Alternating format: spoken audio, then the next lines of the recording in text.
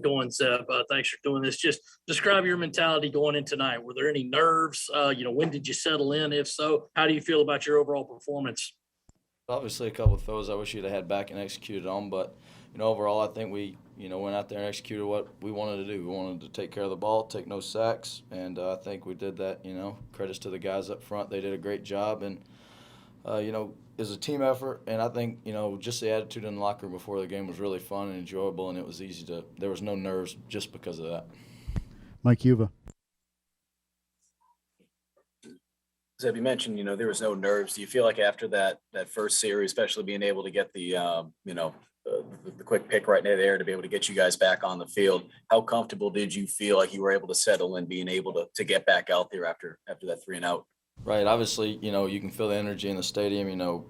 Everything changes. Your mindset changes when you get the ball back right there. Obviously we didn't want to go 3-and-out, but we got it right back and we got to drive it down and score and, set the tone for the game. Ben Portnoy.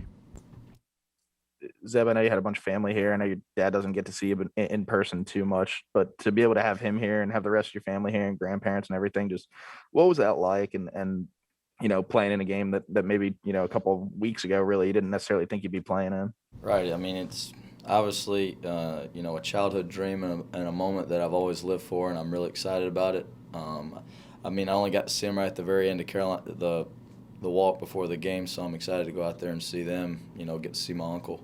I hadn't got to see him in a really long time, so I'm really excited to see him. And, credits to all the fans in the pregame walk. That was something I've never been a part of and I've never seen, and, I just look forward to a lot of home games. Ben Brenner.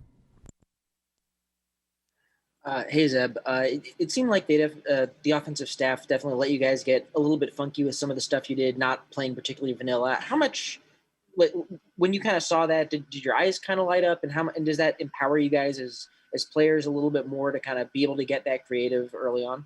Yeah, it's really exciting just because, you can score fast.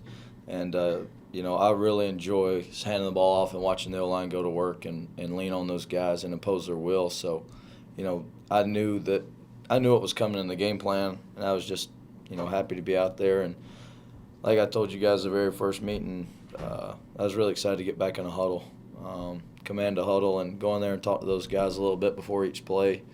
And I'm just happy about the way we played up front. Sometimes stats don't matter. It's what you see behind the scenes in the huddle when it's just 11 guys. Jeffrey Collins.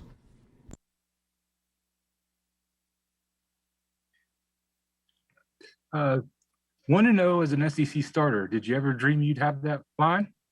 You play in the backyard football and you hope you get that opportunity. But, it really didn't hit me till we got off the bus and went, got to walk and got to be with the fans and give high fives and all that. It just hits a little different in the SEC. I felt like that walk was forever, and it was in slow motion just because it's all surreal to me, and I never thought I was going to get to do it again.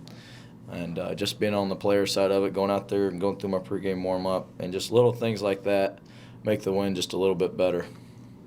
Joe Machica. Hey, Zeb, you kind of just touched on it there for a second. I know you've played at Iowa State, what have you, but what was the main difference coming into Willie B and playing in an SEC atmosphere? Well, it kind of goes back to the summer. When we got recruits coming to town and we show the videos, and the first time I ever saw the Willie B video that we showed recruits, I got chills, and I was like, man, I really wish I could play in that environment. And I know I haven't mentioned it much, but a huge mentor for me is Connor Shaw. My dad actually coached against him and his dad back in high school, and I've always really respected what he did, and he came here and he left a legacy like no other. And, I really lean on him for guidance because he's a good Christian man, and I can talk to him one-on-one, and we relate really well to each other. So, just little things like that, because he makes me embrace, the little things, running down and getting the student section hyped before, when you run out of the tunnel. He just prepared me for all the moments that he knew were coming, and I think that's why I didn't have many nerves and got to relax. Chris Lowe.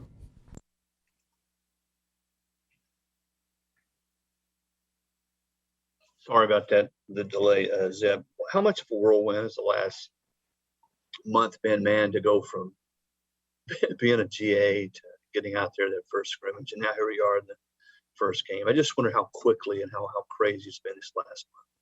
It's been extremely crazy. I mean, it feels like yesterday we were in our first scrimmage and my dad came and watched. And, you know, I told him on the field after the game in that interview, like, each day flies by so fast because, you know, when you're younger and a freshman, it kind of goes slow because you're not getting to play as much. You're not doing everything that a starter does. But, you know, each day I wake up and I'm thankful for a new day. And, you know, when my alarm goes off, I wake up and I'm fired up, ready. You know, I know Coach Beamer said all the time, but I'm fired up to go to work too, just because I love to be around these guys. And, you know, there's always a little dog left in anybody. I mean, I said it to Mike P. this summer. I was like, I know you might be old, but you got a little dog left in you. And he said, hey, man, we both got a lot of dog left in us. And that, you know, those little moments like that, you know, come back to you. You know, like when I got taken out, that moment hit me, you know. There's still a little dog left in anybody, and, you know, just dig down and fight deep. Mike Yuba. Zeb, you know, being able to have the experience and the relationship with a guy like Trey Lance and being able to lean on him, and, you know, the story you shared, hey, shut your phone off that day. I mean, you're not naive. You know that there was a lot of things being said on a national level. Being able to go out there, how are you able to kind of push that off all to the side and just be able to play, not feeling necessarily like you have to prove something to anyone? You know, I think Coach Shat did a great job of just, you know, slowing me down. I know that he seems like when he's on the field and you guys see him, he's high-wired and high-strung, and he is. But, like, the last 2 days he's been really calm, soft-spoken, you know, kept everything in check, kept himself in check, and I think that it, you know, kind of leaked through the whole team that, okay, we're confident, prepared, and ready to go. You know, expect the unexpected, but I think that, you know, having Trey and watching him as a young kid, he had a lot to prove. I mean, he's 19 years old and going out there and just doing my job. Take three more, Dick. Ben. Dick Cox. You come out of retirement and throw 4 touchdown passes in the first half. What do you do for an encore, and what do you see your role being the rest of the year now? Right. You know, like I said earlier, my job is to go out there and run the offense, you know, eliminate sacks, eliminate turnovers, eliminate bad plays. And, you know, I'm going to do whatever it takes to win. I mean, it doesn't matter to me who's playing quarterback, whether it's me or whoever. I mean, you know, I'm going to accept my role, and whatever it is, every day I'm going to come and work my butt off. And like I say all the time, I'm going to play every day like it's my last, because you never know when it's over. And just live in the moment and soak it all up, because, you know, realistically in January, the college football season's over in January, and that's all I got left. So just live in the moment and just enjoy it. Ben Portnoy. Zeb, I guess just when's the last time you threw 4 touchdowns in either a half or a game? And I think your dad had said that you might get a chance to go hunting tomorrow and relax a little bit. You going to be able to do that as well? Yeah, at some point I hope so. I actually got to see Coach Stepp's dad after the game, and he's like, hey, boy, I hope you got your shotgun. I said, well, we got a big game next week, and, you know, I got to be focused on that. But, you know, just continue to enjoy it and have fun and bring a lot of energy. O-line got a lot of reps, a lot of run blocking, so I'm sure they'll be sore. So just get them going tomorrow and just get back at it and have fun. Last one goes to Ben Briner. Hey, Zeb, kind of as a quarterback, how helpful and valuable is it to have 2 tight ends like Jaheim and like Nick? How much easier do those guys make your life? Yeah, I mean, it's a lot easier. It's big bodies that can box someone out, and you can throw them low balls. And, you know, don't forget about EJ. I know I missed him. I wish I'd have waited a half second longer and got him a touchdown. He deserves it. I mean, he really, really does work hard, and I'm really proud of him too. But, you know, it's a full team effort, and those tight ends, man, they push each other every day.